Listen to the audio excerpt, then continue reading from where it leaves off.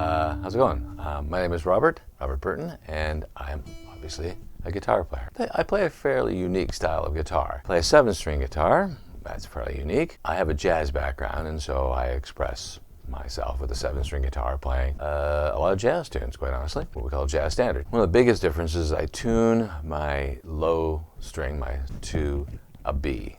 Typically, the most famous 7-string jazz guitar players, which might be an oxymoron, they tune their 7-string to an A, thereby cloning their A string, the octave below, and so that all the fingerings of their chords, when the root is on the A string or the note they want to highlight is on the A string, they just take the same finger and move it onto the 7-string.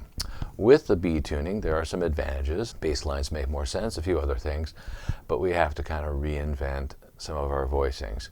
The upside is we have some really lush, juicy sounding voicings on the 7-string with that B, and in some cases the fingerings are quite simple, allowing us to have other fingers available. As part of my work, I mostly play solo guitar. That is where a 7-string guitar in any tuning really starts to shine, where you can play the melody and the chords and a bass note.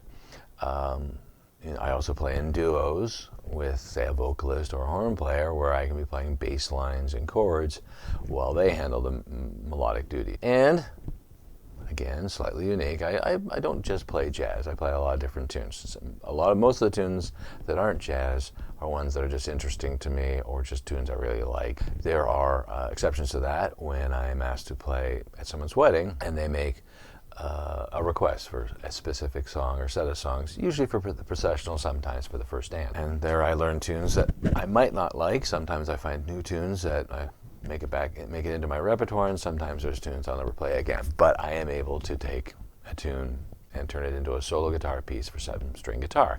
That might be something you're interested in doing. So over the years of all this playing and teaching, I've developed a style of playing that is very specific, but is also, I find it, highly teachable. There's a certain logic to the low B, even though there isn't a lot of material out there for people who want to learn to do it with a low B. It helps that I have a music degree, a couple of diplomas actually, and I have been teaching for over 30 years. 3 decades, that sounds less long, doesn't it? Or sounds more long, I don't know. And while you can get guitar lessons, jazz guitar lessons, solo guitar lessons almost anywhere, certainly on the internet and maybe even in your hometown, my singular approach might be of interest to you. So if you want to take lessons on this topic with me, there's a number of ways we can do it. Number one would be locally. You could come to me here in my studio or at my music school here in town in Winnipeg here. It doesn't seem likely. It's a pretty specific thing that we're looking at that is not going to appeal to a lot of people. I accept that. It's definitely what we call niche marketing or niche teaching in this case. So that might be off the table.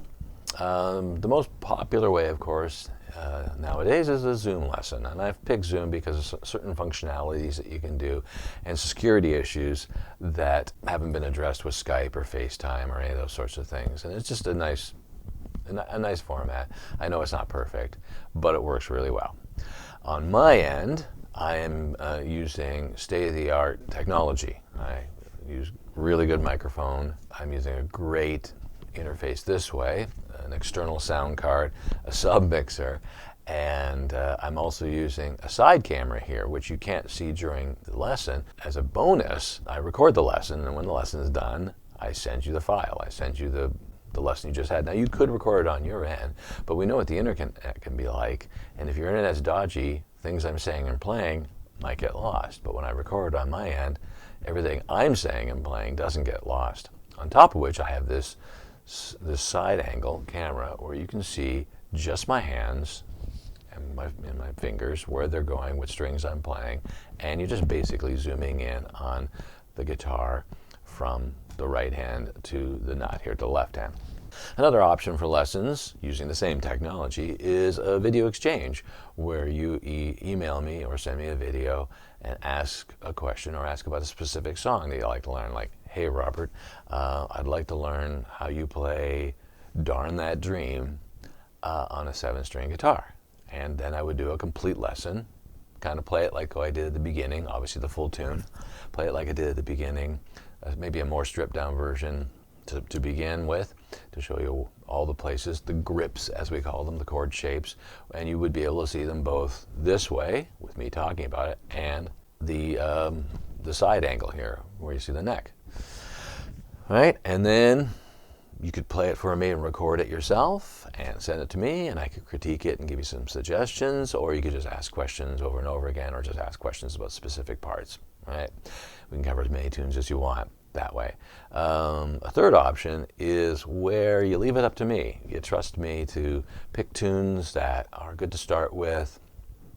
Of course, I'd have to know what your level is at and what your other sort of skill sets are, like whether you can read music or how good your ears are, things like that. But we could still just pick a tune, and I could say, okay, hey buddy, here you go. Here is Girl from Ipanema, a song that everybody needs to know if you're going to play jazz and Latin jazz music. Here you go, Girl from Ipanema on a 7-string guitar, right? And here's the way I approach it. And you could just take the lesson and run and have a good time with it and never talk to me again or ask questions about it. As mentioned before, I use the best equipment possible to have this happen.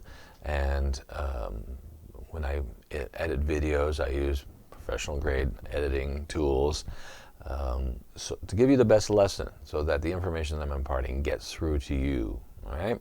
And being open to questions, of course. Now, as I said, in my work, I'm playing in lounges, in restaurants, private parties, corporate functions, and weddings. Most of the time I get to play what I want, which is the tunes that I know, and I just play them. And I'm always learning new tunes. And for the weddings, of course, as mentioned, sometimes there's some requests, like, hey, can you play this tune? Can you play that tune? And of course, the busy time of year for gigging musicians, especially if you can do a solo gig and just be one person and not need a band, is Christmas gigs, holiday parties, office parties, that sort of thing, where sometimes they don't want any Christmas songs at all, and sometimes that's all they want. And wouldn't it be nice if you could play, turn any song, Christmas or otherwise, pop or otherwise, jazz or otherwise, into a solo guitar piece for your own fun, or to add to your sort of mix of things just you could do as a professional musician. I'm in the central time zone of North America, which means locally, you would have to take lessons with me in the typical after school, after work, not too late in the evening or on weekends. Internationally, though, sky's the limit. One of my current students is in Oxford, England. I have a lesson, and then I go on with the rest of my day, and he goes on the rest of his day, and it works out great. If the time zone's a little too extreme, like that 12-hour kind of time zone, it might be the video exchange, where in the middle of the night, it comes to your... And if you're sitting there without a 7-string guitar and you're thinking, well, that'd be awesome, I'd like to learn how to play, turn any song into a, as we call it in the business, a chord melody or a solo guitar piece, but I don't have a 7-string guitar. I'm just happy with my 6-string. I'm happy to take on those students as well. I hope you see something of value in this, and you can certainly shoot me an email. You can follow the links to various websites, and you can learn more, or you can just send me an email and ask questions. Anyways, happy playing, everyone.